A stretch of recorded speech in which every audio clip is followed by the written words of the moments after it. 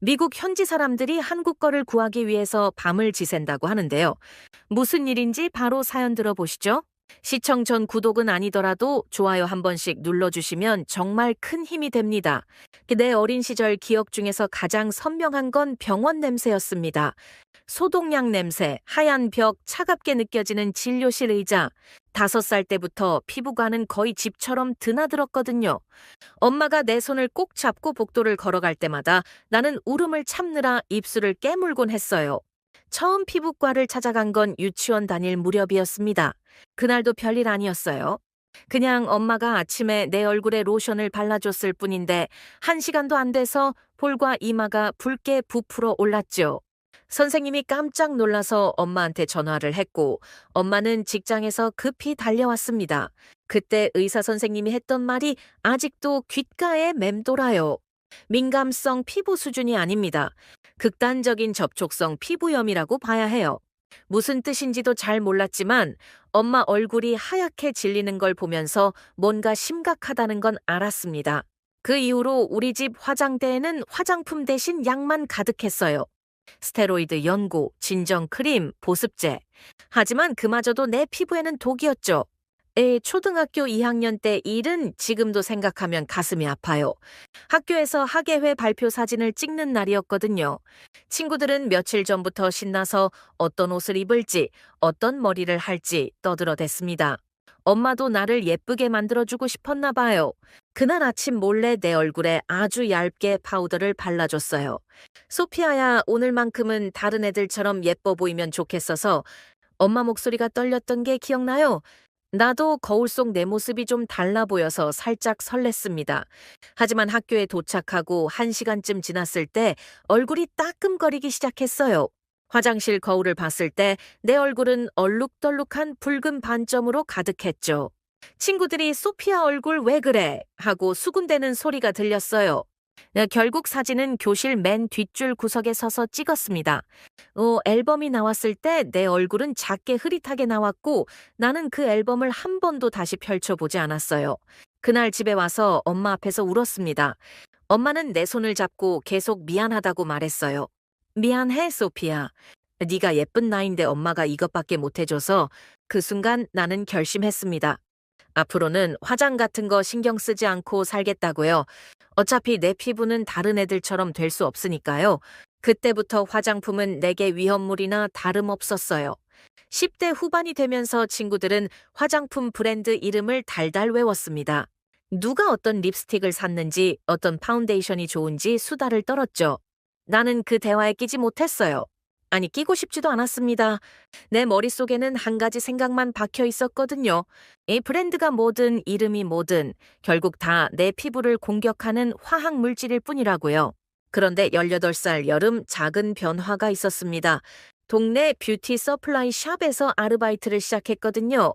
가게 주인은 조용한 한국계 부부였어요. 사장 아줌마는 말수가 적었지만 친절했습니다. 어느 날 내가 계산대 뒤에 앉아 있는데 아줌마가 작은 샘플 하나를 내밀었어요. 이거 한번 써봐. 성분이 단순해서 괜찮을지도 몰라. 패키지에는 한국어와 영어가 섞인 낯선 브랜드명이 적혀 있었습니다. 나는 고맙지만 괜찮아요 라고 말하려다가 아줌마 눈빛이 진심처럼 느껴져서 그냥 받았어요. 그날 밤 집에서 손등에만 살짝 발라봤습니다. 보통은 10분도 안 돼서 붉어지곤 했는데 이상하게도 그날은 아무 반응이 없었어요.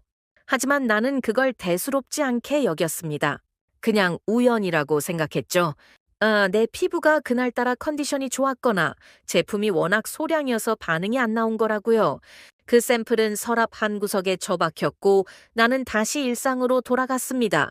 대학에 들어가면서 나는 완전히 다른 방향으로 살기로 했어요. 화장품 대신 책과 데이터에 빠져들었죠.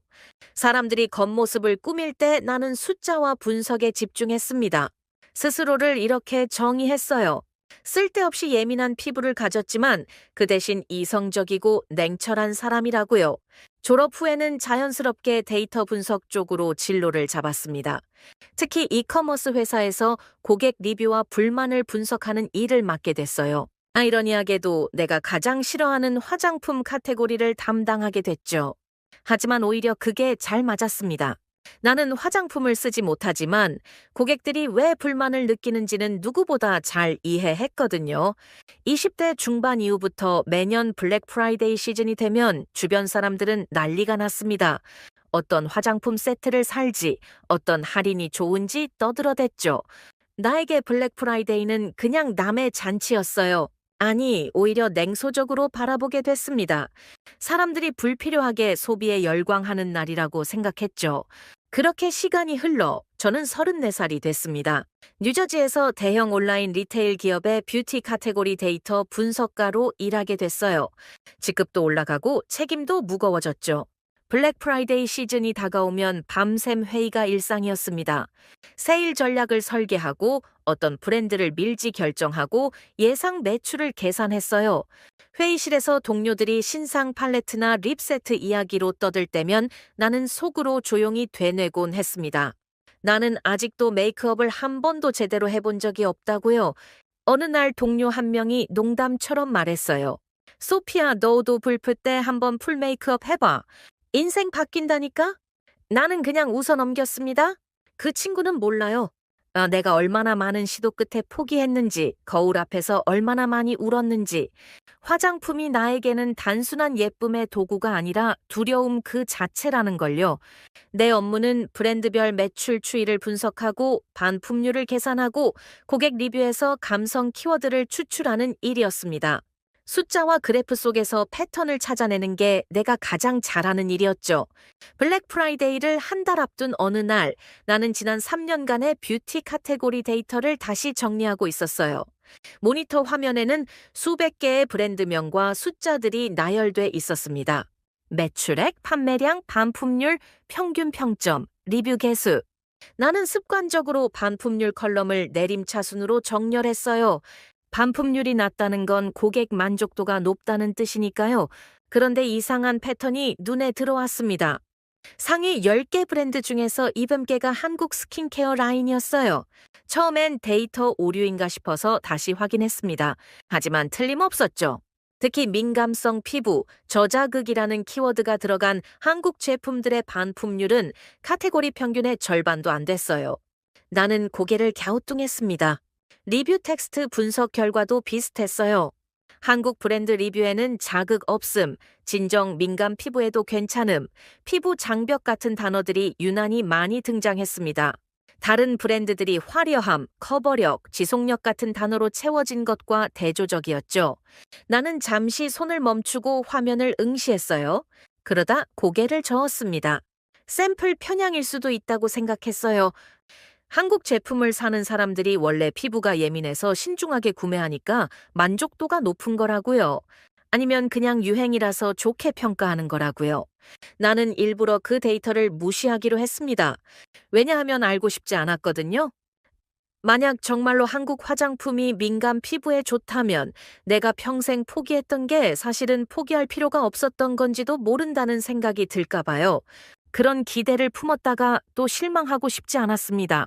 그래서 나는 데이터 파일을 닫고 다른 업무로 넘어갔어요. 며칠 후 회사에서 큰 발표가 있었습니다. 올해 블랙 프라이데이는 단순히 온라인 세일로 끝내지 않고 대형 쇼핑몰에서 오프라인 팝업과 라이브 커머스를 결합한 새로운 형식을 시도하겠다는 계획이었어요.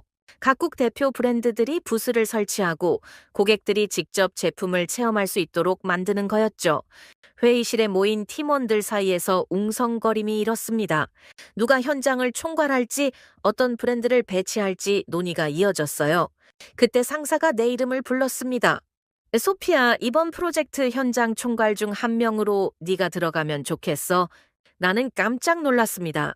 현장 총괄이라면 행사 당일 직접 쇼핑몰에 나가서 부스를 관리하고 방송 진행도 보조해야 하는 역할이었거든요. 나는 당황해서 물었어요. 제가요? 왜 저를요? 상사는 웃으며 대답했습니다. 너처럼 냉정하게 숫자로 보는 사람이 현장에 있어야 해. 감정에 휩쓸리지 않고 정확하게 판단할 수 있잖아. 게다가 너는 뷰티를 싫어하지 않으면서도 객관적이니까. 동료들도 고개를 끄덕였어요. 나는 속으로 한숨을 쉬었습니다. 사람들은 몰라요. 내가 뷰티를 싫어하지 않는 게 아니라 뷰티가 날 거부했다는 걸요. 하지만 거절할 명분이 없었습니다. 나는 억지로 미소를 지으며 대답했어요. 알겠습니다. 최선을 다하겠습니다. 그날 오후 나는 팝업 행사 부스 배치도를 받았습니다. A4 용지 한 장에 쇼핑몰 1층 구조와 각 브랜드 위치가 그려져 있었어요. 예, 화려한 미국 브랜드들이 중앙을 차지하고 있었고 유럽 럭셔리 브랜드들이 입구 쪽에 자리 잡았죠. 그런데 도면 한쪽 구석에 작은 글씨로 케이더 마존이라는 이름이 보였습니다. 나는 그 부분을 손가락으로 짚으며 자료를 다시 읽었어요. 극저자극 라인, 피부 장벽 집중이라는 키워드가 적혀 있었습니다. 네, 광고 문구겠지 하고 생각하면서도 왠지 마음 한구석이 신경 쓰였어요. 나는 지난 데이터를 다시 열어봤습니다. 그 브랜드는 작년 블랙 프라이데이 때 입고한 물량이 이틀 만에 매진됐던 기록이 있었어요. 올해도 비슷한 라인으로 참가한다고 적혀 있었죠. 숫자로만 보면 분명 성공한 브랜드였습니다. 하지만 나는 여전히 그냥 숫자일 뿐이라고 생각했어요. 실제로 내 피부에 닿는 건 별개의 문제니까요. 다음 날 아침 회의에서 상사가 또 한 번 나를 놀라게 했습니다. 회의가 거의 끝나갈 무렵 상사가 농담처럼 말했거든요. 소피아, 이번 블랙 프라이데이엔 내 얼굴도 한번 써봐. 민감 피부 고객 입장에서 솔직 리뷰 하나 남기면 대박 날 것 같은데? 회의실에 웃음이 터졌습니다. 다들 가벼운 농담으로 받아들였죠. 하지만 나는 웃을 수가 없었어요. 나는 단호하게 대답했습니다. 저는 화장품을 쓸 수 없어요. 피부가 감당을 못합니다. 회의실이 잠시 조용해졌습니다. 상사는 미안하다는 표정을 지으며 손을 저었어요. 아, 미안. 그냥 농담이었어. 무리하지 마. 하지만 그 짧은 대화가 상사 머릿속에 남았던 것 같아요. 나중에 알게 됐지만 그게 훗날 결정적인 순간에 나에게 한국 브랜드를 추천하는 복선이 됐습니다. 그때는 몰랐죠. 회의가 끝나고 자리로 돌아오니 책상 위에 각 브랜드의 샘플 세트가 놓여 있었어요. 팀원들이 미리 체험해보라고 회사에서 나눠준 거였습니다. 나는 그 상자들을 보면서 한숨을 쉬었어요. 다른 사람들에게는 설레는 선물이겠지만 나에게는 그냥 위험물 덩어리였습니다. 그날 저녁 집에 돌아와서도 머릿속이 복잡했어요. 현장 총괄이라는 역할이 부담스러웠고 화장품으로 가득한 행사장에 하루 종일 있어야 한다는 사실이 두려웠습니다. 거울 앞에 서서 내 얼굴을 봤어요. 여전히 군데군데 붉은 기운이 남아있는 피부였습니다. 나는 조용히 중얼거렸습니다. 그냥 뒤에서 데이터나 보자. 카메라 앞에는 안 나가면 돼. 블랙 프라이데이 일주일 전이었습니다. 쇼핑몰 1층은 이미 공사 현장처럼 변해 있었어요. 각 브랜드 부스를 설치하는 인부들, 조명을 테스트하는 기술팀, 포스터를 붙이는 마케팅팀이 뒤섞여 정신없이 움직이고 있었죠. 나는 클립보드를 들고 부스마다 돌아다니며 진행 상황을 체크했습니다. 오후 2시쯤 됐을 때 행사 기획팀장이 전체 공지를 했어요. 오늘은 사전 테스트 메이크업 이벤트가 있다고요. 각 브랜드 담당자들이 인플루언서, 기자, 내부 직원들을 대상으로 제품 시연을 하는 시간이었습니다. 나는 그냥 구경만 하면 된다고 생각했어요. 메이크업을 받을 생각은 전혀 없었죠. 그런데 유럽 럭셔리 브랜드 부스 앞을 지나가는데 담당자가 나를 불렀습니다. 30대 중반쯤 되어 보이는 여성이었는데 세련된 정장 차림에 완벽한 메이크업을 하고 있었어요. 혹시 메이크업 체험해 보시겠어요? 저희 브랜드는 민감 피부를 위한 라인도 있거든요. 나는 손사래를 치며 거절하려 했습니다. 하지만 그 사람이 내 클립보드를 보더니 웃으며 말했어요. 아, 직원분이시네요? 그럼 더 좋죠. 실제 사용 후기를 들을 수 있잖아요. 저희 제품은 성분 관리를 철저히 해서 자극이 거의 없어요. 주변에 다른 직원들도 몇 명 있었습니다. 다들 신기한 듯 구경하고 있었죠. 나는 거절하기가 점점 어려워졌어요. 게다가 작은 기대감이 스멀스멀 올라왔습니다. 유럽 럭셔리 브랜드라면 정말 성분 관리를 잘 했을지도 모른다는 생각이요. 피부가 정말 예민한데 괜찮을까요? 내가 조심스럽게 묻자 담당자는 자신있게 고개를 끄덕였어요. 걱정 마세요. 최대한 순한 제품으로만 해드릴게요. 언제든 불편하시면 바로 말씀하시고요. 나는 결국 의자에 앉았습니다. 심장이 두근거렸어요. 거울 앞에 앉은 게 얼마만인지 기억도 안 났죠. 메이크업 아티스트가 내 얼굴을 살펴보며 제품을 골랐습니다. 프라이머부터 시작해서 파운데이션, 컨실러, 파우더까지 하나씩 얹어줬어요. 브러쉬가 얼굴을 스치는 느낌이 묘하게 설렜습니다. 거울 속에서 내 얼굴이 점점 달라지는 게 보였어요. 붉은 기운이 가려지고 피부톤이 균일해지고 뭔가 정돈된 느낌이 들었죠. 나는 속으로 생각했어요. 혹시 오늘이 내 인생 첫 제대로 된 메이크업 사진이 되는 건 아닐까? 메이크업이 다 끝나고 거울을 봤을 때 나는 숨을 멈췄습니다. 낯설었지만 나쁘지 않았어요. 아니, 솔직히 좋았습니다. 나도 이렇게 될 수 있구나 싶었죠. 주변 사람들도 예쁘다고 칭찬해줬어요. 나는 몰래 휴대폰을 꺼내 셀카를 한 장 찍었습니다. 혹시 모르니까요? 그런데 10분쯤 지났을 때였어요. 뺨이 간지럽기 시작했습니다. 처음엔 그냥 가벼운 느낌이었는데 점점 따가움으로 변했죠. 나는 거울을 다시 봤어요. 파운데이션 밑으로 붉은 반점이 번지고 있었습니다. 심장이 철렁 내려앉았어요. 저기, 죄송한데 얼굴이 좀 이상한 것 같아요. 담당자가 놀라서 내 얼굴을 들여다봤습니다. 이미 볼과 턱 부분이 붉게 부풀어 오르고 있었어요. 주변 사람들의 시선이 나에게 쏠렸죠. 나는 부끄러움과 공포가 동시에 밀려왔습니다. 죄송해요. 제가 바로 지워드릴게요. 담당자가 클렌징 티슈를 꺼냈지만 나는 그것도 믿을 수가 없었어요. 나는 자리에서 벌떡 일어나 화장실로 뛰어갔습니다. 세면대에서 물로 얼굴을 박박 씻었죠.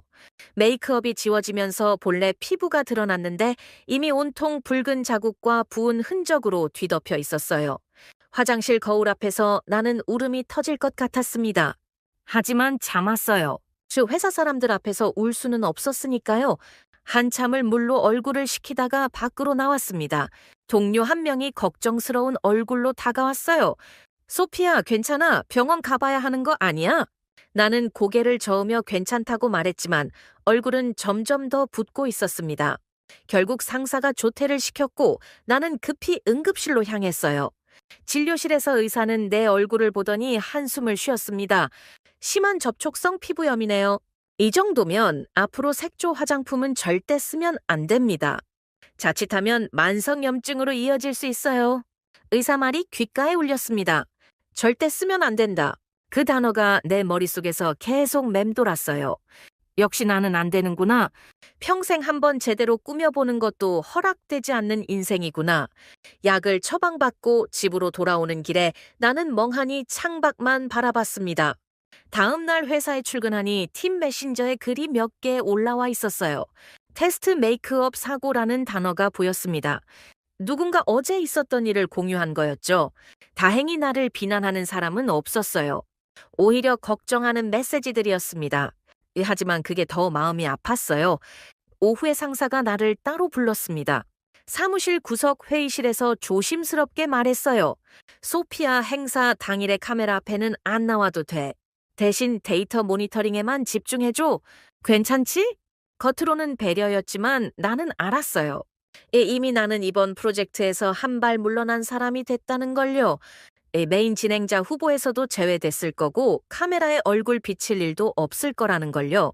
나는 담담하게 대답했습니다. 네, 알겠습니다. 사흘 동안 얼굴은 여전히 퉁퉁 부어 있었고 껍질이 일어났습니다. 거울 보기가 싫었어요. 블랙 프라이데이까지는 이제 닷새밖에 안 남았는데 이 얼굴로 행사장에 서 있어야 한다는 게 두려웠죠. 그 주 목요일 오후에 한국 브랜드 교육 세션이 예정돼 있었어요. 케이더마 브랜드 담당자가 와서 제품 철학과 사용법을 설명하는 시간이었습니다. 원래라면 현장 총괄인 내가 꼭 참석해야 하는 자리였죠. 하지만 나는 그 시간에 병원 재진 예약을 잡아버렸습니다. 동료가 물었어요. 소피아, 오늘 한국 브랜드 교육 안 들어? 네가 현장 총괄인데. 나는 짧게 대답했습니다. 병원 가야 해서.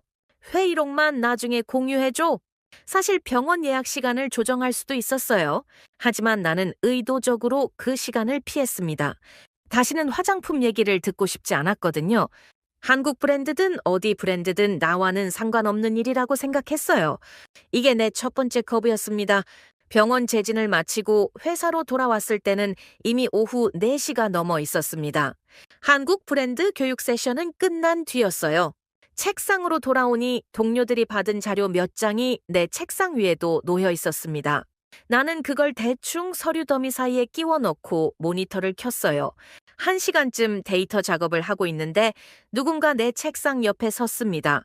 고개를 들어보니 같은 팀 데이터 분석가인 제니 박이었어요. 제니는 한국계 미국인으로 나보다 2살 어렸지만 일은 정말 꼼꼼하게 잘했습니다. 평소에 말수가 많지 않아서 그동안 깊은 대화를 나눠본 적은 없었죠. 소피아 얼굴 괜찮아? 제니가 조심스럽게 물었습니다. 나는 손으로 볼을 가볍게 만지작거리며 대답했어요. 응, 많이 나아졌어. 약 먹으니까 좀 가라앉더라. 사실 거짓말이었습니다. 여전히 붉은 자국이 남아 있었고 피부는 민감한 상태였어요. 하지만 괜찮다고 말하는 게 편했습니다. 제니는 잠시 망설이더니 옆 의자를 끌어당겨 앉았어요. 나도 어릴 때 아토피 때문에 진짜 고생했거든. 나는 고개를 들어 제니를 봤습니다. 제니 피부는 지금 깨끗해 보였어요. 메이크업도 자연스럽게 하고 있었죠. 나는 솔직하게 말했습니다. 그래도 넌 지금 이렇게 화장도 하고 있잖아. 부럽다. 제니가 작게 웃었습니다. 여기까지 오는데 시간 걸렸어. 중학교 때까지만 해도 얼굴에 뭐 하나 바르는 것도 무서웠거든. 제니는 잠시 뭔가 생각하는 표정을 짓더니 가방을 뒤졌어요. 그러고는 작은 회색 파우치 하나를 꺼내서 내 책상 위에 놓았습니다. 파우치에는 한국어와 영어가 섞인 브랜드 로고가 작게 박혀 있었어요. 이거 나도 진짜 피부 망가졌을 때만 쓰는 거야. 나는 파우치를 집어 들었습니다. 제 생각보다 가벼웠어요. 안에는 소량 용기에 담긴 크림이 들어 있었죠. 제니가 설명을 이어갔습니다. 극저 자극 장벽 크림이야. 성분이 되게 단순해. 향료도 없고 색소도 없고 그냥 피부 진정이랑 보호에만 집중한 제품이거든. 나는 용기를 들여다봤습니다. 투명한 용기 안에 하얀 크림이 보였어요. 제니가 계속 말했습니다. 근데 바로 얼굴 전체에 바르면 안 돼? 먼저 턱 한쪽에만 아주 조금 발라서 테스트해봐. 아무것도 안 바른 깨끗한 피부에 소량만 바르고 최소한 10분은 기다려봐야 해. 그래야 진짜 반응이 나오는지 알 수 있거든. 사용법까지 구체적으로 알려주는 제니의 목소리에는 진심이 담겨 있었습니다. 나는 파우치를 쥐고 있다가 조심스럽게 대답했어요. 고마워. 그런데 지금은 뭐든 다 두렵거든. 다시 얼굴 망가지면 정말 끝이잖아. 제니가 고개를 끄덕였습니다. 알라, 무리하지 마. 그냥 네가 준비됐을 때 한번 시도해봐. 이 제품은 정말 달라. 제니는 더 이상 강요하지 않고 자리에서 일어났어요. 나는 파우치를 들고 잠시 망설이다가 책상 서랍 가장 깊숙한 곳에 밀어 넣었습니다. 다시 꺼내볼 생각이 없었어요? 제니의 호의는 고마웠지만 나는 더 이상 기대하고 싶지 않았습니다. 오후 회의에서 행사 최종 점검이 있었습니다. 상사가 팀원들 앞에서 공식적으로 발표했어요. 소피아는 행사 당일 백엔드 데이터 모니터링을 맡습니다.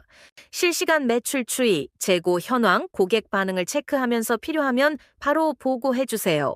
내 카메라 앞에는 다른 진행자들이 나갈 거니까 부담 가질 필요 없어요. 팀원들이 고개를 끄덕였습니다. 나는 아무 말 없이 노트북만 응시했어요. 겉으로는 배려처럼 들렸지만 결국 나는 무대에서 제외된 거나 마찬가지였습니다. 보이지 않는 곳에서 숫자만 보는 사람으로 남겨진 거죠. 회의가 끝나고 사무실로 돌아오는 길에 복도 스크린에서 블랙 프라이데이 광고 영상이 재생되고 있었습니다. 각 브랜드별로 30초씩 돌아가며 홍보 영상을 보여주는 거였어요.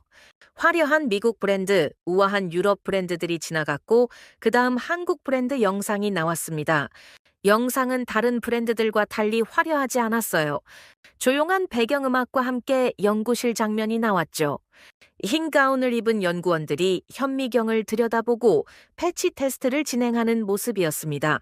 그리고 자막이 떴어요. 민감 피부를 위해 화장품이 아니라 솔루션을 만듭니다. 나는 그 문구를 보면서 코웃음을 쳤습니다. 광고 문구는 다 저렇게 말하죠. 솔루션이든 혁신이든 뭐든 좋은 말로 포장하지만 결국 내 피부에는 다 똑같은 화학물질일 뿐이라고요. 나는 발걸음을 재촉해서 자리로 돌아왔습니다. 퇴근 시간이 되자 동료들이 하나둘 자리를 떠났어요. 나는 조금 늦게까지 남아서 행사 당일 모니터링할 대시보드를 점검했습니다. 재고 수량, 실시간 매출, 트래픽 현황, 리뷰 키워드 분석까지 한 화면에서 볼 수 있도록 세팅했어요. 이 일에 집중하니까 마음이 조금 편해졌습니다. 집에 돌아와서 샤워를 하고 거울 앞에 섰습니다. 세안 후 피부는 여전히 예민했어요. 수건으로 살짝만 문질러도 붉어지는 게 느껴졌죠. 나는 거울 속 내 얼굴을 보면서 한숨을 쉬었습니다. 문득 오늘 제니가 준 파우치가 떠올랐어요. 가방 안에 있을 거라는 생각이 들었지만 손이 가지 않았습니다. 부엌으로 가서 물을 한 잔 마시고 소파에 앉아 노트북을 열었어요. 행사 자료를 다시 한번 점검하면서 시간을 보냈습니다. 밤 11시쯤 됐을 때 침대에 누웠는데 잠이 안 왔어요. 천장을 보면서 계속 생각했습니다. 제니는 왜 굳이 나한테 그 샘플을 줬을까? 정말 효과가 있어서일까? 아니면 그냥 위로하려고 한 거였을까? 하지만 곧 고개를 저었어요. 괜히 또 뒤집히면 이번엔 행사고 뭐고 다 날리는 거야. 나는 스스로에게 말했습니다. 블랙 프라이데이까지 사흘밖에 안 남았는데 지금 새로운 제품을 시도했다가 또 문제가 생기면 정말 회사에서 신뢰를 잃을 것 같았어요. 데이터 모니터링이라도 제대로 하려면 컨디션을 유지해야 했습니다. 결국 아무것도 바르지 않고 그냥 잤어요. 피부가 당기고 건조했지만 참았습니다. 약국에서 산 모양 바셀린만 입술에 살짝 발라서 버텼죠. 이게 내가 할 수 있는 최선이었습니다. 다음 날 아침 출근해서 가방을 열었을 때 그 파우치가 눈에 들어왔습니다. 나는 잠시 망설이다가 파우치를 꺼내서 책상 서랍에 넣었어요. 집에 두고 오면 아예 잊어버릴 것 같았고, 그래도 제니가 준 거니까 함부로 버릴 수는 없었습니다. 여기까지가 두 번째 거부였습니다. 한국의 도움은 이미 사람을 통해서도 왔고, 지식을 통해서도 왔고, 실제 제품까지 내 손에 쥐어졌어요. 하지만 나는 여전히 그냥 또 하나의 화장품일 뿐이라며 외면했습니다. 과거의 상처가 너무 깊어서 새로운 가능성조차 받아들일 용기가 없었던 거죠. 블랙 프라이데이 당일 새벽 5시에 알람이 울렸습니다. 평소보다 2시간 일찍 일어나야 했어요.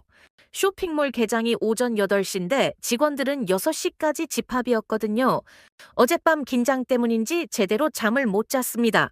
거울을 보니 다크서클이 짙어져 있었어요. 세수를 하면서도 조심스러웠습니다. 물 온도를 미지근하게 맞추고 클렌저도 쓰지 않고 그냥 물로만 가볍게 씻었어요. 수건으로 얼굴을 두드리듯 물기를 닦아냈죠. 거울 속 피부는 여전히 군데군데 붉은 자국이 남아 있었지만 사흘 전보다는 많이 나아진 상태였습니다. 옷장에서 검은색 정장을 꺼내 입었어요. 현장 총괄이니까 단정하게 입어야 했죠. 가방에 노트북, 충전기, 서류 파일을 챙겼습니다. 집을 나서기 전 한 번 더 거울을 봤어요. 화장기 없는 얼굴이었지만 어쩔 수 없었습니다. 오늘 하루만 버티면 된다고 스스로를 다독였어요. 쇼핑몰에 도착하니 이미 주차장에 차들이 가득했습니다. 각 브랜드 담당자들, 기술팀, 촬영팀, 보안 요원들이 분주하게 움직이고 있었어요. 나는 직원 출입구로 들어가서 1층 행사장으로 향했습니다. 행사장은 완전히 변해 있었어요. 어제까지만 해도 공사 중이었는데 이제는 화려한 조명과 대형 스크린, 각 브랜드 부스가 완벽하게 세팅돼 있었죠. 중앙 무대에는 라이브 방송용 카메라 3대가 설치돼 있었고 음향 점검 소리가 울려 퍼졌습니다. 나는 팩앤드 모니터링 부스로 갔어요. 무대 뒤편 구석에 마련된 작은 공간이었습니다. 책상 위에 모니터 3대가 나란히 놓여 있었고 각각 매출 대시보드, 재고 현황, 라이브 방송 화면을 보여주도록 세팅돼 있었어요. 나는 노트북을 연결하고 시스템을 점검하기 시작했습니다. 오전 7시쯤 됐을 때 행사 기획팀장이 급하게 달려왔습니다. 얼굴이 창백해 보였어요. 소피아, 큰일 났어. 나는 고개를 들었습니다. 팀장이 숨을 고르며 말했어요. 메인 진행자가 코로나 확진됐어. 방금 연락 왔는데 완전히 컨디션이 안 좋대. 오늘 못 나와. 순간 머리가 하얘졌습니다. 메인 진행자는 오프닝 라이브 방송을 이끌어야 하는 핵심 인물이었거든요. 팀장이 내 어깨를 잡으며 말했어요. 소피아, 내가 대신 첫 오프닝 라이브에 나와줄 수 있어? 30분 후에 시작인데 다른 사람 섭외할 시간이 없어. 나는 본능적으로 거절하려 했습니다. 저는 안 돼요. 얼굴도 이 상태고 카메라 앞에 나갈 준비가 전혀 안 돼 있어요. 팀장이 간절한 표정으로 말했어요. 소피야, 지금 너밖에 없어. 데이터 담당자가 직접 추천하면 신뢰도가 엄청 올라간다고. 네가 숫자로 설명하면 사람들이 더 믿을 거야. 제발 부탁이야. 주변에 다른 직원들도 모여들었습니다. 다들 기대하는 눈빛으로 나를 봤어요. 나는 화장실 가는 척하며 그 자리를 벗어났습니다. 복도를 걷다가 벽에 붙은 거울에 비친 내 얼굴을 봤어요. 맨 얼굴에 붉은 자국이 남아있는 얼굴이었습니다. 이 얼굴로 카메라 앞에 나가라고요? 전국에 방송될 라이브에 이 모습으로 서라고요? 속이 메스꺼웠습니다. 손이 떨렸어요. 시계를 보니 오프닝까지 25분 남았습니다. 나는 다시 행사장으로 돌아가 가방을 집어들었어요. 뭐라도 해야 할 것 같았지만 방법을 몰랐습니다. 메이크업 아티스트를 찾아가려다가 지난번 참사가 떠올라 멈칫했어요. 시간은 계속 흘렀습니다. 20분, 18분, 19분. 심장이 빠르게 뛰었어요. 가방 안을 뒤지다가 손에 뭔가 잡혔습니다. 구겨진 작은 파우치였어요. 제니가 준 한국 극저자극 장벽 크림. 나는 파우치를 쥐고 한참을 망설였습니다. 지금 이걸 써봐야 할까? 또 실패하면 어떡하지? 하지만 다른 선택지가 없었어요. 이미 메이크업 아티스트도 다른 인플루언서들 담당하느라 바빴고 시간도 없었습니다. 나는 화장실로 뛰어갔어요. 칸막이 안에서 파우치를 열었습니다. 투명 용기 안에 담긴 하얀 크림이 보였어요. 제니 말이 떠올랐습니다. 먼저 턱 한쪽에만 아주 조금 발라서 테스트하라고 했죠. 나는 떨리는 손으로 크림을 조금 덜어서 턱 오른쪽에만 얇게 펴 발랐습니다. 1분, 2분이 지났어요. 따가움이 올까봐 계속 신경을 집중했지만 이상하게도 따가움보다는 서늘한 진정감이 먼저 느껴졌습니다. 피부가 차분해지는 느낌이었어요. 나는 시계를 봤습니다. 제니는 최소 10분은 기다리라고 했죠. 그 10분이 평생처럼 느껴졌습니다. 칸막이에 기대서서 숨을 고르며 기다렸어요. 머릿속으로는 행사 진행 순서를 떠올렸습니다. 오프닝 멘트, 데이터 설명, 브랜드 소개, 외워뒀던 내용들을 반복하면서 억지로 다른 생각을 했어요. 10분이 지나고 거울을 봤을 때 나는 숨을 멈췄습니다. 크림을 바른 턱 오른쪽 부분에 붉은 기운이 눈에 띄게 가라앉아 있었어요. 바르지 않은 왼쪽과 확실히 달랐습니다. 손가락으로 조심스럽게 만져봤는데 열감도 줄어든 느낌이었어요. 나는 결단을 내렸습니다. 이번이 마지막이다. 이게 터지면 그냥 방송 취소하고 병원 가자. 떨리는 손으로 얼굴 전체에 크림을 얇게 펴 발랐습니다. 이마, 볼, 턱, 코 주변까지 양을 최소한으로 써서 피부에 부담이 가지 않게 했어요. 다시 5분을 기다렸습니다. 아니, 정확히는 7분을 더 기다렸어요. 거울을 보니 피부가 급격하게 붉어지지 않았습니다. 오히려 열감이 조금씩 빠지는 느낌이었죠. 전체적으로 피부톤이 진정되는 게 느껴졌어요. 그 순간 눈물이 났습니다. 감작이 눈시울이 뜨거워지면서 눈물이 볼을 타고 흘러내렸어요. 나는 화장실 세면대를 붙잡고 그대로 주저앉았습니다. 울음이 터질 것 같았지만 소리를 죽였어요. 아무것도 안 바른 얼굴이 이만큼 편안했던 적이 있었나? 거울 속 내 얼굴을 봤습니다. 화려한 미모가 아니었어요. 여전히 민낯이었고 완벽하지도 않았습니다. 하지만 통증이 없었어요. 공포가 없었어요. 따가움도 가려움도 두려움도 없이 그냥 편안한 얼굴이었습니다. 그 사실 자체가 나를 무너뜨렸어요. 한참을 울다가 정신을 차렸습니다. 시계를 보니 오프닝까지 8분 남았어요. 나는 급히 얼굴을 물로 가볍게 헹구고 수건으로 눈가를 눌렀습니다. 이 화장실 밖으로 나가려는데 메이크업 아티스트 한 명이 복도에서 나를 발견했어요. 소피아 씨 지금 오프닝 나가신다면서요? 메이크업 도와드릴까요? 나는 잠시 망설였습니다. 하지만 이번에는 달랐어요. 아티스트가 말했습니다. 오늘은 두꺼운 메이크업 안 할게요. 이 브랜드 쿠션 있는데 민감 피부 고객용이라 더 순해요. 정말 얇게만 발라드릴게요. 그 브랜드도 같은 한국 브랜드였습니다. 나는 고개를 끄덕였어요. 아티스트는 정말 약속대로 최소한만 작업했습니다. 쿠션으로 가볍게 톤만 정리하고 눈썹만 살짝 다듬었어요. 5분도 안 걸렸죠. 거울을 봤을 때 나는 놀랐습니다. 내 얼굴이었지만 정돈된 느낌이었어요. 그리고 무엇보다 아프지 않았습니다. 이게 내 인생 첫 안 무서운 메이크업이었어요. 무대 옆 대기구역에서 기다리고 있을 때 심장이 터질 것 같았습니다. 카메라 세대가 모두 무대를 향해 있었고 조명이 켜지면 곧바로 생방송이 시작되는 거였어요. 행사 진행 보조 스태프가 내게 작은 핀 마이크를 달아줬습니다. 긴장하지 마세요. 자연스럽게 이야기하시면 돼요. 자연스럽게라니, 나는 평생 카메라 앞에 서본 적이 없었어요. 손에 땀이 났습니다. 무대 정면에는 현장 관객 50명 정도가 자리를 잡고 앉아 있었고 온라인으로는 몇천 명이 접속해 있다고 했죠. 카운트다운이 시작됐습니다. 5, 4, 3, 2, 1. 붉은 불이 켜지며 메인 카메라가 작동했어요. 나는 무대 중앙으로 걸어 나갔습니다. 조명이 눈부셨지만 어쩔 수 없이 정면을 봤어요. 안녕하세요. 저는 이 회사 뷰티 카테고리 데이터 분석가 소피아입니다. 목소리가 떨렸습니다. 하지만 계속 말을 이어갔어요. 오늘 원래 계획에는 없었는데 급하게 이 자리에 서게 됐습니다. 사실 저는 여러분 앞에 서기에 적합한 사람이 아니에요. 현장이 조용해졌습니다. 사람들이 궁금한 표정으로 나를 봤어요. 나는 한 번 숨을 고르고 말했습니다. 저는 평생 화장품을 제대로 써본 적이 거의 없었습니다. 순간 현장 관객 몇 명이 고개를 갸우뚱했어요. 온라인 채팅창에도 물음표가 올라오기 시작했습니다. 나는 천천히 설명했어요. 어릴 때부터 극심한 접촉성 피부염이 있었거든요. 로션 하나만 발라도 얼굴이 부풀어 오르는 피부였어요. 친구들이 화장품 이야기할 때 저는 그냥 구경만 했습니다. 화장품은 제게 예쁨의 도구가 아니라 두려움 그 자체였어요. 현장이 더 조용해졌습니다. 몇몇 사람들이 공감하는 표정을 지었어요. 나는 계속 말을 이어갔습니다. 일주일 전에도 테스트 메이크업을 받다가 응급실에 갔었어요. 얼굴이 온통 붉게 부어올라서 의사 선생님이 앞으로 색조 화장품은 절대 쓰면 안 된다고 하셨죠. 채팅창에 응원 메시지가 올라오기 시작했습니다. 현장 관객 중 한 명은 눈시울을 붉히고 있었어요. 나는 모니터에 비친 채팅창을 힐끗 보고 말을 이었습니다.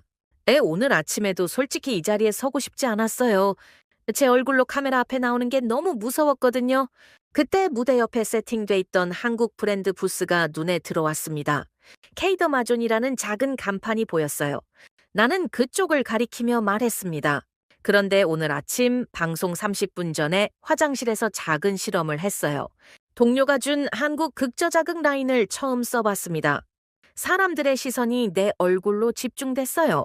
나는 자연스럽게 손으로 볼을 가리키며 설명했습니다. 처음엔 턱 한쪽에만 발라봤어요. 혹시라도 또 붉어지면 어쩌나 싶어서요. 10분을 기다렸는데 따가움 대신 진정되는 느낌이 왔어요. 그래서 얼굴 전체에 발라봤죠. 지금 이 순간까지 제 얼굴은 아프지 않습니다. 현장에서 박수가 터져 나왔습니다. 채팅창에는 하트 이모티콘이 쏟아졌어요. 나는 잠시 감정이 북받쳐서 말을 멈췄다가 다시 입을 열었습니다. 저는 뷰티 전문가가 아니에요. 그냥 숫자를 보는 사람입니다. 그래서 객관적인 데이터로 말씀드릴게요. 무대 뒤 스크린에 내가 준비한 자료가 떴습니다. 나는 스크린을 가리키며 설명했어요. 지난 3년간 이 한국 브랜드의 블랙 프라이데이 반품률은 카테고리 최저 수준이었습니다. 평균 반품률이 15%일 때 이 브랜드는 아주 %였어요. 숫자를 보여주니 사람들 표정이 달라졌습니다. 더 집중하는 느낌이었어요. 나는 다음 슬라이드로 넘어갔습니다. 리뷰 키워드 분석 결과를 보면 최상위 5개 키워드 중 3개가 진정, 자극 없음, 민감 피부였습니다. 이건 광고가 아니라 실제 고객들이 남긴 평가예요. 현장 관객 중 한 명이 손을 들었습니다. 진행 스태프가 마이크를 건네줬어요. 저도 민감 피부인데 정말 효과가 있을까요? 직접 체험해 볼 수 있나요? 나는 고개를 끄덕였습니다. 물론이죠. 실제로 테스트해 보시겠어요? 그 관객이 무대로 올라왔어요. 30대 초반쯤 되어 보이는 여성이었습니다. 손등에 붉은 자국이 약간 보였어요. 나는 한국 브랜드 부스에서 샘플을 가져와 그 사람 손등에 조금 발라줬습니다. 이제 5분만 기다려보세요. 그동안 다른 이야기를 나눌게요. 나는 다시 카메라를 향해 말했습니다. 저처럼 화장품 때문에 고생해본 분들은 아실 거예요. 우리에게 필요한 건 화려함이 아니라 안전함이라는 걸요. 이 브랜드는 그 안전함에 집중했어요. 5분 정도 지났을 때 무대 위 체험자에게 물었습니다. 어떠세요? 혹시 따갑거나 불편한 느낌 있으세요? 그 사람이 손등을 만지며 대답했어요. 전혀 없어요. 오히려 편안한데요? 원래 이 부분이 건조해서 늘 신경 쓰였는데 촉촉해진 느낌이에요. 현장에서 다시 박수가 나왔습니다. 체험자가 무대를 내려가고 나는 마지막 멘트를 준비했어요. 그런데 그때 온라인 채팅창이 갑자기 빠르게 올라가기 시작했습니다. 저도 이 브랜드 써봤는데 진짜 좋았어요. 민감 피부인데 이거 쓰고 인생 바뀜? 어디서 살 수 있나요? 링크 좀 주세요. 채팅창이 순식간에 제품 문의로 가득 찼어요. 현장 관객들도 서로 속삭이기 시작했습니다. 나는 그 분위기를 느끼면서 조용히 말했습니다. 저는 이 브랜드를 홍보하려고 여기 선 게 아니에요. 그냥 제 경험을 솔직하게 나누었을 뿐입니다. 숫자도 거짓말하지 않았고요. 그 순간 무대 옆에서 행사 스태프 한 명이 급하게 달려왔어요. 작은 메모지를 내게 건넸습니다. 거기에는 이렇게 적혀 있었어요. K더마 세트 1차 물량 품절. 나는 깜짝 놀라서 스태프를 봤습니다. 스태프가 작게 고개를 끄덕였어요. 방송 시작한 지 겨우 20분밖에 안 됐는데 벌써 준비한 물량이 다 나간 거였죠. 무대 뒤 대형 스크린에 SOLD 아우트 문구가 떴습니다. 현장이 술렁이었어요. 온라인 채팅창도 난리가 났습니다. 벌써 품절이에요? 재입고 언제 돼요? 다른 제품은 없나요? 나는 그 순간 묘한 감정을 느꼈습니다. 이게 단순히 물건이 잘 팔려서가 아니었어요. 나처럼 오랫동안 화장품 때문에 고생했던 사람들이 드디어 자기 피부를 믿을 수 있게 됐다는 증거 같았거든요. 블랙 프라이데이가 끝나고 월요일 아침 회사 전체가 들썩였습니다. 주말 동안 집계된 매출 데이터가 경영진에게 보고됐거든요. 나는 평소처럼 출근해서 컴퓨터를 켰는데 이메일함에 긴급 회의 소집 공지가 떠 있었어요. 오전 10시 본관 3층 대회의실. 회의실에 들어가니 이미 임원 5명과 마케팅팀, 기획팀, 주요 인원들이 자리를 잡고 있었습니다. 나는 구석자리에 앉았어요. 프로젝터 화면에는 블랙 프라이데이 최종 실적 보고서가 떠 있었죠. 마케팅 본부장이 발표를 시작했습니다. 이번 블랙 프라이데이 전체 매출은 작년 대비 127% 성장했습니다. 특히 뷰티 카테고리가 견인했는데요.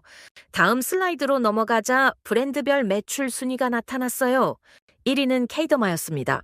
게다가 예상 매출의 무려 312%를 기록했다고 적혀 있었죠. 이건 단순히 숫자가 높은 게 아닙니다. 준비한 물량이 이틀 만에 완판됐고 추가 주문이 계속 들어오고 있어요. 고객 문의 전화도 폭주 중입니다. 회의실이 웅성거렸습니다. 임원 한 명이 질문했어요. 그럼 재고를 더 확보하면 되는 거 아닙니까? 마케팅 본부장이 고개를 저었습니다. 한국 본사 측에서 생산량을 급하게 늘릴 수 없다고 합니다. 품질 관리 때문에 한 번에 생산할 수 있는 양이 제한돼 있다고 하더라고요. 그때 CFO가 끼어들었습니다. 50대 중반의 날카로운 인상을 가진 사람이었어요. 그럼 우리가 직접 만들면 되지 않나요? 성분표는 다 공개돼 있지 않습니까? OEM 업체 찾아서 비슷하게 만들면 되는 거 아닙니까? 순간 회의실 분위기가 바뀌었습니다. 몇몇 임원들이 고개를 끄덕였어요.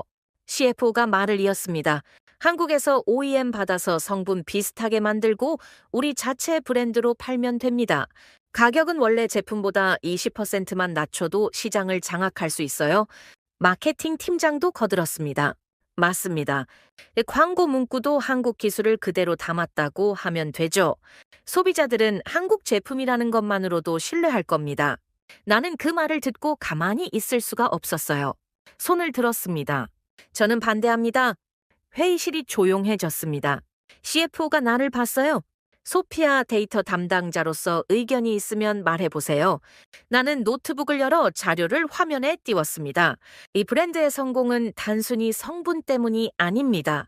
제가 지난 3년간 데이터를 분석한 결과 이 브랜드는 민감 피부 고객의 장기 데이터를 기반으로 움직입니다. 화면에 그래프가 나타났어요. 나는 설명을 이어갔습니다. 일반 화장품은 출시 후 6개월이 지나면 반품률이 증가하는 패턴을 보입니다. 하지만 이 브랜드는 오히려 시간이 지날수록 재구매율이 올라가요. 이건 성분만으로는 설명이 안 됩니다. 마케팅 본부장이 물었습니다. 그럼 뭐가 다르다는 겁니까? 나는 다음 슬라이드로 넘어갔어요. 연구 철학이 다릅니다. 이 브랜드는 단순히 저자극 제품을 만드는 게 아니라 아예 알레르기를 유발할 가능성이 있는 후보 성분들을 초반 설계 단계에서부터 배제합니다. 이건 10년 이상 축적된 임상 데이터가 있어야 가능한 일이에요. CFO가 손을 저었습니다. 예, 그런 건 나중에 우리도 데이터 쌓으면 되는 거 아닙니까? 지금 당장 시장을 선점하는 게 중요합니다. 나는 단호하게 말했어요. 겉모습만 따라하는 건 민감 피부 고객을 상대로 도박하는 겁니다. 만약 우리가 만든 카피 제품이 문제를 일으키면 그 피해는 고객이 입습니다. 회의실이 잠시 조용해졌습니다. 하지만 CFO는 표정을 굳히며 말했어요. 소피아, 당신은 데이터 분석가입니다. 사업 전략은 경영진이 판단할 문제예요. 다른 임원 한 명도 거들었습니다. 회사 성장을 위해서는 어느 정도 공격적인 전략도 필요합니다. 너무 보수적으로만 가면 기회를 놓쳐요. 나는 입술을 깨물었습니다. 더 이상 말해봐야 소용없을 것 같았어요. 그때 상사가 끼어들었습니다. 잠깐만요. 소피아 의견도 일리가 있습니다. 그럼 이렇게 하죠. 한국 본사 R&D 팀과 직접 화상 미팅을 해봅시다. 그들이 어떤 철학으로 제품을 만드는지 듣고 판단해도 늦지 않습니다. CEO가 고개를 끄덕였어요. 좋습니다. 이번 주 목요일에 화상 회의 잡으세요. 소피아, 당신이 통역과 자료 정리를 맡아주시오. 회의가 끝나고 자리로 돌아왔을 때 몸이 무거웠습니다. 동료 몇 명이 복도에서 수군거리는 소리가 들렸어요.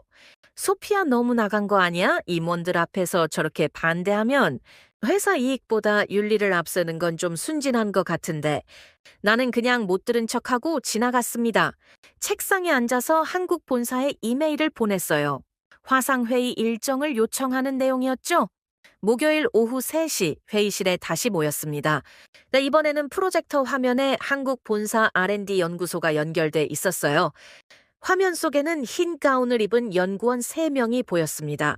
가운데 앉은 사람이 먼저 인사했어요. 안녕하세요. K더마 연구소 수석연구원 김민준입니다. 나는 통역을 시작했습니다. 김민준 연구원은 차분한 목소리로 설명을 이어갔어요. 저희 브랜드는 2012년부터 민감 피부 아동 데이터를 축적해왔습니다. 현재까지 12년간 약 3만 명의 패널 데이터가 있습니다. 화면에 그래프와 논문 자료가 공유됐습니다. 연구원이 계속 말했어요. 저희는 단순히 저자극 제품을 만드는 게 목표가 아닙니다. 알레르기를 유발할 가능성이 있는 성분 후보군 백소밀론까지를 아예 배제한 상태에서 제품을 설계합니다. CFO가 질문했습니다. 그럼 성분표만 따라하면 똑같은 제품을 만들 수 있는 거 아닙니까? 김민준 연구원이 고개를 저었어요. 성분은 시작일 뿐입니다. 배합 비율, 온도, 압력, 유화 방식까지 모든 과정이 민감 피부 반응 데이터를 기반으로 최적화돼 있습니다. 이 데이터 없이 겉모습만 따라하면 효과를 보장할 수 없습니다. 화면에 임상 시험 결과가 나타났습니다. 패치 테스트 사진, 알레르기 반응 추적 그래프, 장기 사용자 만족도 조사 결과까지 압도적인 자료의 양이었어요. 회의실이 조용해졌습니다. 야, 임원들도 할 말을 잃은 표정이었어요. 그때 나는 손을 들었습니다. 제가 한 말씀 드려도 될까요? CEO가 고개를 끄덕였습니다. 나는 숨을 고르고 말했어요. 저는 이 회사 데이터 담당이기 이전에 평생 화장품을 못 쓰던 사람이었습니다. 회의실 사람들이 나를 봤어요. 나는 블랙 프라이데이 당일 아침 이야기를 처음으로 회사 사람들 앞에서 털어놓았습니다. 화장실에서의 10분, 눈물, 그리고 처음으로 느낀 안도감까지. 제가 아는 한 이 브랜드는 통계적으로나 개인적인 경험으로나 복제해서 파는 게 아니라 존중하고 파트너로 대해야 할 브랜드입니다. 침묵이 흘렀습니다. CEO가 천천히 입을 열었어요. 카피 제품 기획은 보류합니다. 대신 K더마와 공식 파트너십을 확대하는 방향으로 가겠습니다.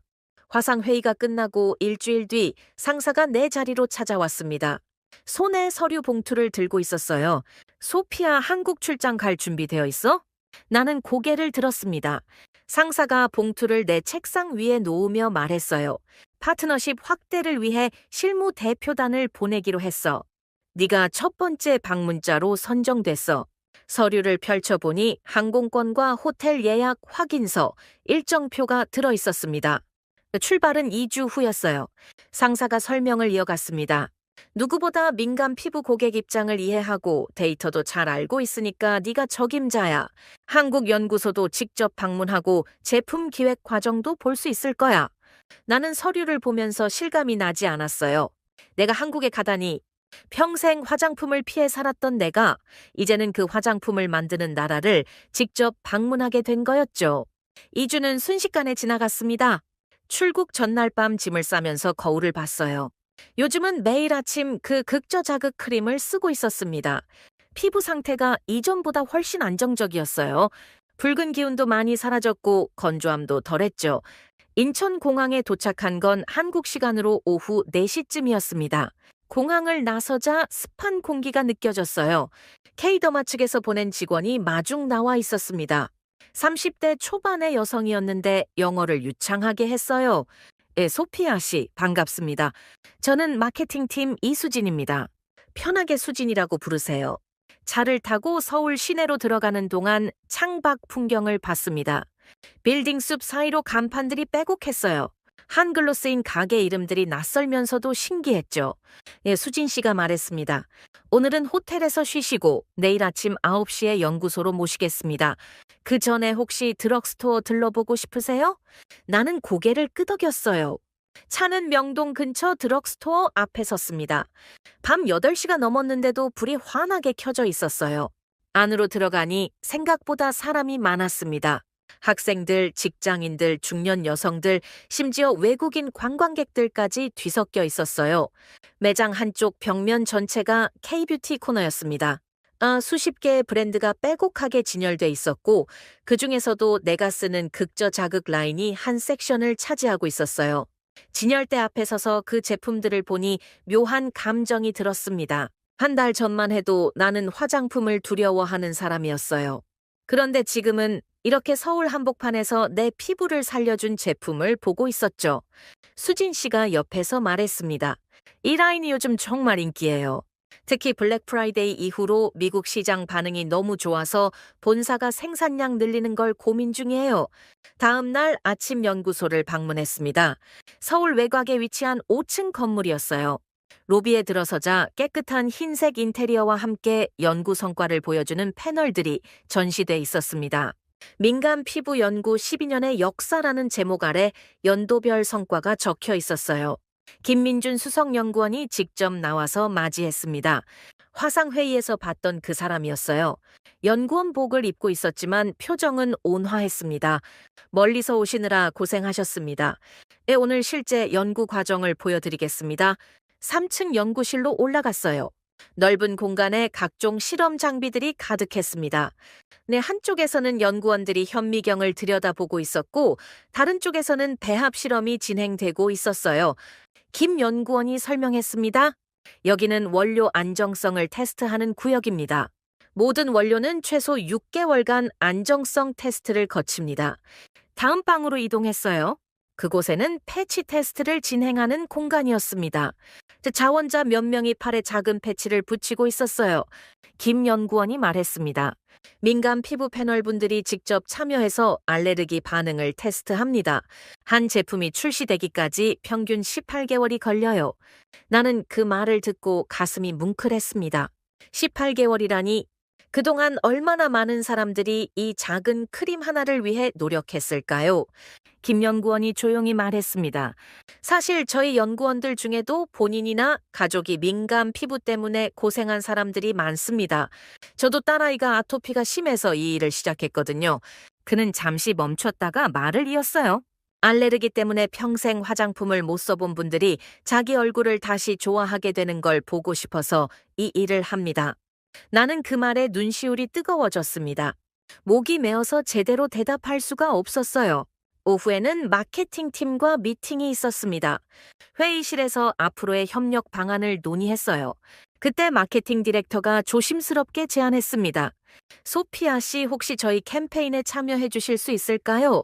실제 민감 피부 고객으로서 경험을 나눠주는 캠페인을 준비 중인데요. 나는 잠시 망설였습니다. 광고 촬영이라니. 하지만 이번에는 도망치고 싶지 않았어요. 오히려 나와 같은 사람들에게 희망을 주고 싶었습니다. 좋습니다. 참여하겠습니다. 사흘 후 촬영 스튜디오에 갔습니다. 조명이 밝게 설치돼 있었고 메이크업 아티스트가 대기하고 있었어요. 의자에 앉았을 때 손이 떨렸습니다. 하지만 아티스트가 사용하는 제품들은 모두 익숙한 극저 자극 라인이었어요. 메이크업이 진행되는 동안 나는 어린 시절을 떠올렸습니다. 학교 사진 촬영 날 교실 구석에서 울었던 기억, 거울 앞에서 내 얼굴을 미워했던 순간들. 하지만 지금은 달랐어요. 거울 속에는 편안한 표정의 내가 있었습니다. 내 촬영이 끝나고 디렉터가 캠페인 카피를 보여줬어요. 평생 화장품을 못 쓰던 제가 처음으로 제 얼굴을 믿게 된 날이었습니다. 나는 그 문장을 읽으며 고개를 끄덕였습니다. 딱 내 이야기였어요. 미국으로 돌아온 건 2주 후였습니다. 공항에 내리자 뉴저지의 차가운 공기가 느껴졌어요. 하지만 마음은 따뜻했습니다. 회사로 복귀한 첫날, 나는 새로운 프로젝트 제안서를 작성했어요. 제목은 스킨피스 프로젝트였습니다. 민감 피부 고객 전용 카테고리를 신설하자는 내용이었죠. 내 한국 브랜드를 포함해서 정말로 안전성과 기능성을 입증한 제품들만 엄선해서 모아놓는 거였어요. 상사에게 제안서를 제출했을 때 흔쾌히 승인해줬습니다. 좋은 아이디어야. 진행해봐. 그렇게 3개월이 지났습니다. 스킨피스 프로젝트는 예상보다 훨씬 좋은 반응을 얻었어요. 나처럼 오랫동안 화장품 때문에 고생했던 사람들이 리뷰를 남기기 시작했죠. 어느 날 저녁 퇴근 후 집에 와서 휴대폰을 확인했습니다. SNS에 메시지 하나가 와 있었어요. 발신자 이름을 보고 깜짝 놀랐습니다. 고등학교 때 같은 반이었던 제시카였어요. 그 사람은 예전에 내 피부를 보고 놀리곤 했던 애들 중 한 명이었죠. 메시지를 열어봤습니다. 소피아, 오랜만이야. 갑자기 연락해서 미안해. 내 딸이 요즘 피부 때문에 너무 힘들어하고 있거든. 병원도 여러 곳 다녔는데 계속 재발해. 그런데 네가 광고에 나온 거 봤어. 네가 쓴 그 한국 제품 브랜드 이름이 뭐였지? 나는 잠시 화면을 보다가 답장을 적기 시작했습니다. 예전이라면 짧게 한두 줄만 썼을 거예요. 하지만 이번에는 달랐습니다. 제품 이름, 사용법, 주의사항까지 꼼꼼하게 적어줬어요. 그리고 마지막 문장을 추가했습니다. 나도 그 제품 덕분에 내 얼굴을 처음으로 좋아하게 됐어. 내 딸한테도 희망이 있을 거야. 전송 버튼을 누르고 휴대폰을 내려놨습니다. 창밖을 보니 뉴저지 밤하늘에 별이 보였어요. 나는 거울 앞으로 가서 내 얼굴을 봤습니다. 여전히 완벽하지 않은 얼굴이었지만 이제는 미워하지 않았어요. 평생 두려워했던 화장품이 이제는 나를 지켜주는 도구가 됐습니다. 그리고 그 시작은 조용히 기술을 쌓아온 한국이었죠. 지금까지 소피아 씨의 사연 어떠셨나요? 한국은 빠르게 성공하는 것보다 안전하게 완성하는 걸 선택했어요. 당장 돈이 되는 카피 제품 대신 18개월 동안 테스트를 반복했죠. 화려한 포장보다 성분 하나하나를 검증하는 데 시간을 쏟았습니다. 세계 시장을 장악하겠다는 야심보다 민감 피부로 고통받는 한 사람을 살리겠다는 진심을 택했어요. 이 화려한 광고나 과장된 마케팅이 아니라 12년간 3만 명의 데이터를 묵묵히 쌓아온 한국 연구자들의 진심이었습니다. 여러분들의 생각을 댓글로 남겨주세요. 여러분의 관심이 더 좋은 콘텐츠를 만드는 원동력이 됩니다. 감동을 향한 여정, 감동 여행이었습니다. 감사합니다.